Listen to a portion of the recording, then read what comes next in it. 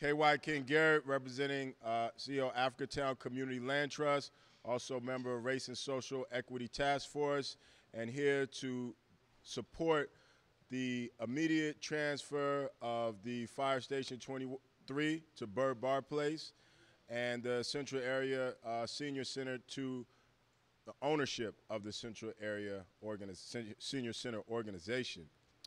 We're here to support our elders who have, whose shoulders we stand on, who made the community that I grew up in, who made the city, who endured the racist practices of redlining, underinvestment in the infrastructure, depression of the property values, and many other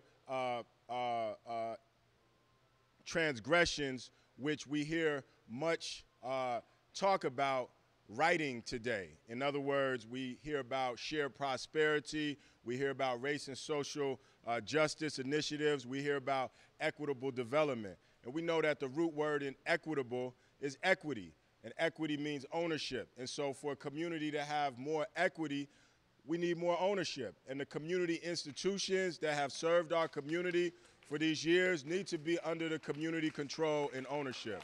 So that's what we're here to stand for today. The city played an important role in investing in the development of the Liberty Bank building, but we know that, which provides 115 affordable rental apartments for people to not be displaced from the community or to come back to the community.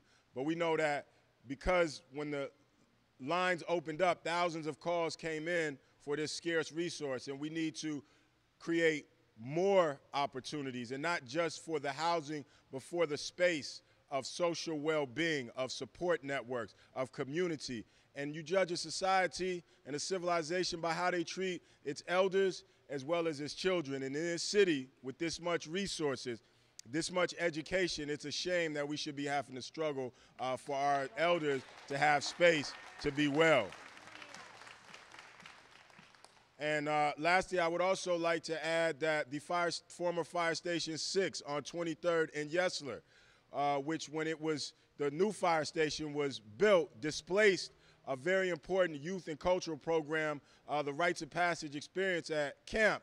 And we lost that resource. And now we have the Fire Station 6, and we've been working with the city to bring that under community ownership so that we can have an innovation hub to develop our young people and our businesses to be able to participate in the economy. And we need to move forward the ownership of that as well. And so I'm here in closing. I'd just like to say Seattle has an opportunity to lead around showing new solutions. We have companies that are trying to create communities in outer space here.